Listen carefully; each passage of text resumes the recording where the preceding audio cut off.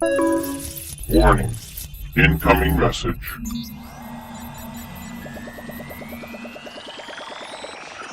If you're receiving this message, it can only mean one thing. The Doctor is dead.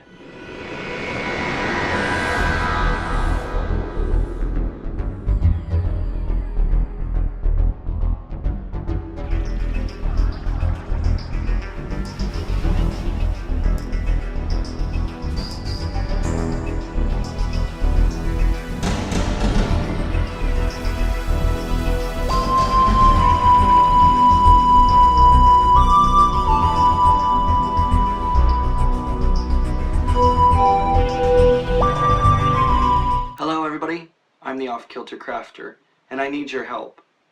I need you to solve the mystery and what happened to Doctor Who. My friends and I are coming together to figure out what happened, and we need your help. We need you to solve the mystery and find out who killed the Doctor. Make sure to visit the other videos that are listed down in the description below.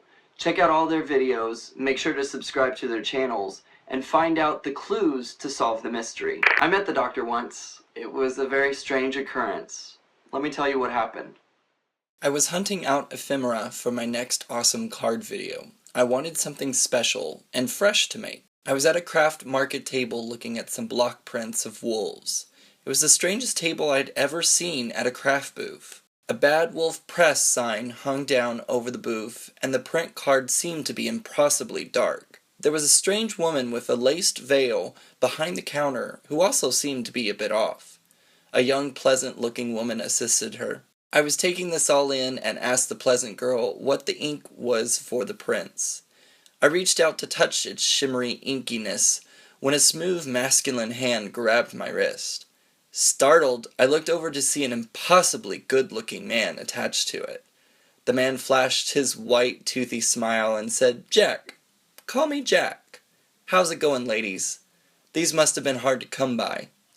The pretty young one just laughed and waved a hand, but the veiled woman hissed. Then she said they should get his attention one way or another. I was entranced by this odd exchange. Then Jack fixed his gaze on me and said, "You're a card maker, right? Well, today you're the most important card maker of the universe." He asked me to pick my favorite block print and make a card with it. Then he said, very theatrically, to meet him back in the square at high noon. The women laughed and both agreed that was so Jack. But then the veiled woman grabbed me by the shoulder and said, "It has to be perfect. Too perfect.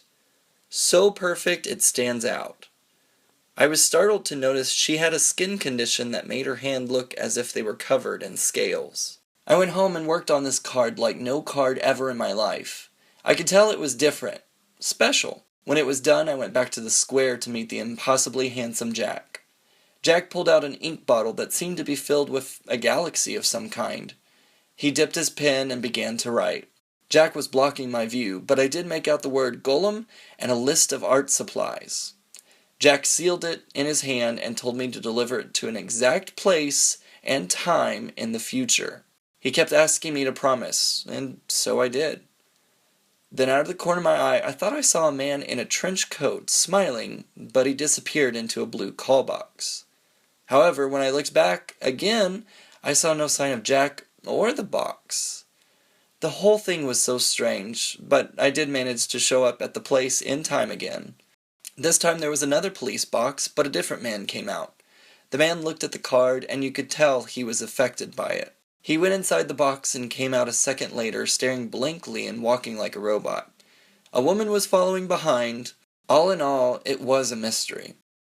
I still remember that card to this day. It honestly was the best work I had ever done. Strange as it may have been, it was definitely one of the best times of my life. Ever since that day, that memory plays over and over again. I can't quite get it out of my mind. It inspired me to create some items that will always help me remember that day. In fact, I want to share some of these with you. Now, I put these together using my Cricut Explore Air that you see behind me. I used some Cricut vinyl in order to put a stencil on top of the canvas. Once I put the vinyl down, I used some Inkodye, which reacts to UV light. It transfers from this clear, colorless liquid into a really vibrant paint. So I left my bags out in the sun so that the colors could change. Once the colors got as deep as they would get, I removed the vinyl and threw them into the washing machine. It was just that easy and simple to create such a great tote bag. I'd love to share the happiness the doctor brought me by sharing these tote bags with you. Down in the comments below, take a guess as to who my doctor was.